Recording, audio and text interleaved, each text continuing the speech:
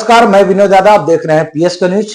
और जिस तरह से महानगर पालिका यानी नगर सेवक का जो चुनाव खत्म हुआ है, जिसमें बहुजन विकास आघाड़ी का बहुमत से जीत हुई है और बीजेपी की हार हुई है, मतलब कि दूसरे नंबर पे आए हैं। तो हमारे सामने है बहुजन विकास आघाड़ी के कार्यकर्ता योगेश सिंह, और उनसे हम जानेंगे कि बहुजन विकास आघाड़ी के जीतने का कारण और बीजेपी के हारने का जो कारण है क्या है, आपके हिसाब से क्या लगता है। और आपके विरोधी ने जवाब दिया है, वो भी आपने शायद खबर देखा होगा, सुना होगा, तो उसके आधार पर आप हमें जवाब दीजिएगा कि हारने और जीतने का कारण, क्योंकि आरोप कुछ ज्यादा ही लग रहे हैं। बहुत सारे मतलब कि लोगों ने भी कहा और आपके विरोधियों ने भी आरोप लगाया, तो इस पर क्या कहेंगे आप। नमस्कार। सर्वप्रथम आपके व्यूअर को मेरा नमस्कार। उनको बहुत बहुत धन्यवाद देते हैं हम, जो हमें और आपको सुनते हैं, देखते हैं। देखिए, जो जीत हुई है ये एक नॉर्मल कार्यकर्ता की जीत है। कोई ब्रांड, कोई राष्ट्रीय पार्टी नहीं, कोई पीछे बॉलीवुड का सपोर्ट नहीं। हाँ, कोई सिंगर, कोई डांसर, किसी का सपोर्ट नहीं। हमारे लोक नेता माननीय श्री हितेन ठाकुर अप्पा जी का कहना रहता है कि सर्वप्रथम हमारा कार्यकर्ता, वही हमारा स्टार प्रचारक है, वही सब कुछ है। इसीलिए आज के डेट में वसई विरार तालुका में सीटी बज सिटी गई बज है। रही है। तो बाकी और उनका सामने वाले का हारने का कारण क्या है? खासदार पूरा उनका, आमदार उनका, लेकिन उन्होंने काम काम कुछ नहीं किया। उनके नाकामी की वजह से ही वो अगर हारे तो हारे, नहीं तो आज के डेट में पूरे महाराष्ट्र में हर जगह पे लगभग वो उनकी सत्ता आई है। लेकिन वसई विरार में अप्पा को हराने वाला, रिप्लेसमेंट करने वाला या उनके काम को बराबरी करने वाला आदमी अभी तक वसई विरार तालुका में कोई नहीं है, इसलिए वह हारे हैं। ओके, तो आपके मतलब आपने एक पॉइंट बताया कि काम नहीं किए, काम कुछ नहीं किया ऐसा आपने कहा। क्या आप ये यही मुद्दा मानते हैं कि इसकी इसी वजह से हारे हैं? सच्चाई वही है। सच्चाई वही कि उन्होंने काम किया हुआ नहीं है। जो आमदार के चुनाव में, विधानसभा के चुनाव में जनता ने उनके ऊपर विश्वास दिखाया, वह विश्वास इस समय नहीं दिखाया क्योंकि उनके साथ धोखा हुआ। अच्छा, जिस तरह से आपने कहा कि कोई बॉलीवुड का सपोर्ट नहीं है ना, ये आपने अभी कहा कि हमें किसी का, मतलब आपका इशारा कि हमारी पार्टी को किसी का सपोर्ट नहीं। तो मुझे एक बात बताइए, द्वारिकाधीश मंदिर का उद्घाटन होना, उसमें संजय दत्त का आना, बहुत सारे सिंगरों का आना, क्या ये सपोर्ट नहीं है? साइलेंट, मतलब आपका जो सपोर्ट है वो साइलेंट में था, आपने दिखाया नहीं, आपने बोला नहीं। मतलब महानगर पालिका चुनाव आया तो उसके बाद मंदिर का काम चालू हो गया क्या? नहीं, काम चालू होने मंदिर की का बात काम नहीं है। कितने साल से चालू था ये बताओ। बात यह है कि एंड टाइम पे उद्घाटन करना, ये सबसे बड़ा है। एंड टाइम पे किधर? 3 4 बार में उसका पहला प्रांत प्रतिष्ठा एकदम पारंपरिक तरह से पूजा हो रखा गया है। एक बार में पूजा नहीं किया गया कि बस इलेक्शन के टाइम पे उसका पूजा कर दो। 3 टाइम पे पूजा हुआ है, 3 टाइम पे पूजा हुआ है। तो इलेक्शन के टाइम पे पूजा हुआ ऐसा नहीं है। ये आप यहीं पे हैं, आपको पता है हर चीज कि इलेक्शन के टाइम पूजा नहीं हुआ है। 3 टाइम पे पूजा हुआ है।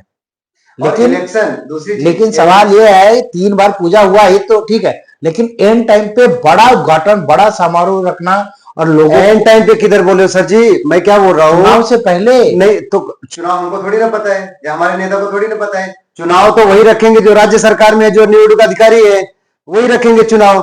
या वो प्लान किए थे कि जब हमारे पूरे महाराष्ट्र में हमारी सत्ता आ जाएगी उसके बाद हम नगर पालिका का चुनाव लेंगे, या उन्होंने प्लान किया। हमने कुछ प्लान नहीं किया, हमारे नेता ने प्लान नहीं किया। यह प्लान उनका ही था, राज्य सरकार का प्लान था, जो केंद्र में बैठे, राज्य बैठे हैं कि जब हमारा पूरा महाराष्ट्र हमारे हाथ में रहेगा उस समय महानगर पालिका चुनाव कराएंगे ताकि हमारी सत्ता आए। लेकिन उनको यह नहीं पता है, यह वसई विरार महानगर पालिका लोक नेता हितेन ठाकुर का गढ़ है। क्यों? वो अपने कार्यकर्ता पे विश्वास रखते हैं। वो जातिवाद, भाषावाद, इसमें विश्वास, लड़ाई झगड़े में नहीं, ये बात तो अपन ने एक खबर में उन्होंने कहा है कि कार्यकर्ता जिंदाबाद और टाइगर अभी जिंदा है, तो कार्यकर्ताओं के दम पे। अप्पा ने हमेशा से वही कहा है कि हमारे कार्यकर्ता ही हमारे लिए सब कुछ है।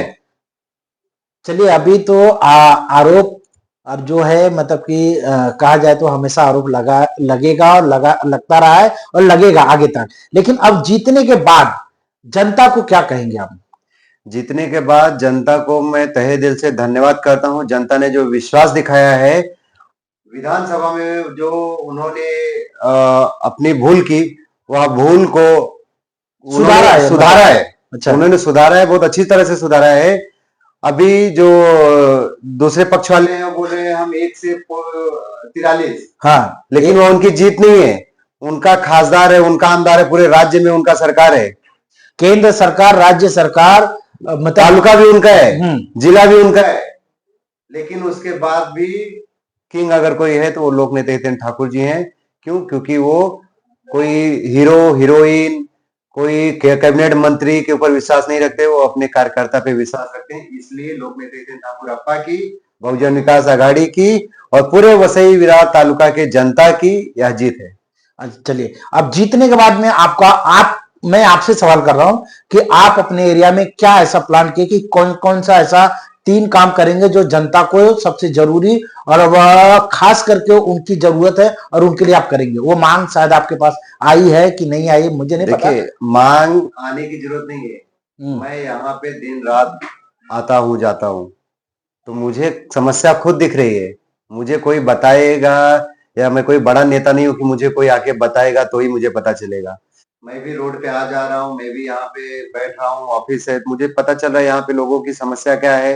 लोग आते हैं, सुनते हैं, मैं भी रोड पे उतरता हूँ। यहाँ पे पानी की समस्या है।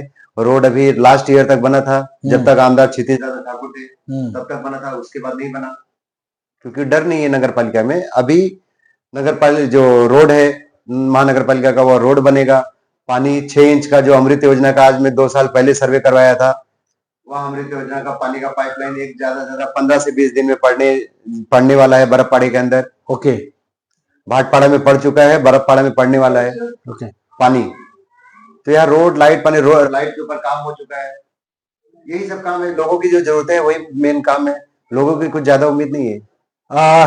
चलते चलते फिर मैं एक बार हम आपसे पूछेंगे कि जो कहा गया है कि डरा धमका कर पानी काट दिया जाएगा, घर गिर जाएगा, ऐसा जो आरोप लगा है उस पर क्या कहेंगे? एक बार फिर से उस पर जवाब चाहिए। नहीं नहीं, कौन बोला, मुझे नहीं पता है। डरा धमका कर घर गिर जाएगा, पानी ये बंद हो जाएगा, ठीक है, ऐसा कुछ नहीं है। लेकिन जो पब्लिक को दिखा होगा, हो सकता है पब्लिक का जो मूड था वो साथ जो बोला रहेगा वो कैच कर लिया रहेगा। 41 बिल्डिंग टूटा, किसी को घर नहीं मिला। विजयनगर में बिल्डिंग टूटा, गिर गए, उनको बोले देंगे देंगे, उनको भी चुटिया बनाया गया। लोग दरबार लिए, जनता दरबार लिए, है ना। आप आपकी जानकारी में बताओ, आप पत्रकार, मिला क्या किसी को घर? मिला कि नहीं, हाँ या ना? आप भी जवाब दीजिए। नहीं, आपका सवाल ठीक है, आप नहीं मिला, किसी को नहीं मिला, मैं बोल रहा हूँ। तो यह हम नहीं डराए, यह लोगों के मन में खुद से डर आया कि यह जो सरकार आई है ना यहाँ पे वसई तालुका में, अप्पा थे, लोगों को शरण देते थे, लोग रहते खुशी से आके रहते थे इनके एरिया में, तालुका में। लेकिन अभी जो सरकार आई है ना, उनके तालुका में लोग डर रहे हैं, उनके राज्य में लोग डर रहे हैं कि हमें कब बेघर कर दिया जाएगा, वो भरोसा नहीं है। और रही बात पानी की, पानी जो बंद हुआ है वो राज्य सरकार ने बंद किया है कि अनधिकृत बांधकाम में पानी नहीं देना है। अच्छा, तो अनधिकृत बांधकाम हुआ कैसे? तुम्हारे क्या मंत्री नहीं थे? तुम्हारे क्या मुख्यमंत्री नहीं थे? पालक मंत्री किसके थे? पता करो पालक मंत्री किसके थे? अप्पा ने सबको बसाने का काम किया रहेगा। किसी को नहीं बोला तुम अनधिकृत बांधकाम करो। बिल्डिंग पहले भी रोकी जाती थी कि अगर अनधिकृत हो रहा है तो, लेकिन चोरी चुपके सब बनाते थे। लेकिन अप्पा ने ये कभी नहीं किया कि रहते हुए आदमी का घर तोड़ के भगाओ। यह जो अभी हो रहा है कि रहते हुए आदमी का घर तोड़ के भगाओ, यही डर है ना, लोगों में खुद बस गया था, कोई डराया धमकाया नहीं, उसी की जीत है। ओके, चलिए, अभी बहुत पॉइंट की बात आपने कही है। जिस तरह से आपके नगर सेवक, अगर मान लीजिए अगर वो इलीगल बांधकाम वगैरह, मान लीजिए कि 2 नंबर का काम करते हैं, चाहे प्रॉपर्टी लाइन का हो, फाइनेंस लाइन का हो, या किसी भी लाइन में, अगर वो 2 नंबर का काम करें, तो क्या आपके हितेंद्र ठाकुर अप्पा उस पर एक्शन लेंगे या नहीं लेंगे? 100% अनधिकृत बांधकाम को कभी बढ़ावा उन्होंने दिया ही नहीं है। और अनधिकृत बांधकाम, देखो, आदमी सही गलत हर पक्ष, हर पार्टी, हर घर में होते हैं, ठीक है। यह जरूरी नहीं कि वो आदमी गलत तो पार्टी गलत हो गया है।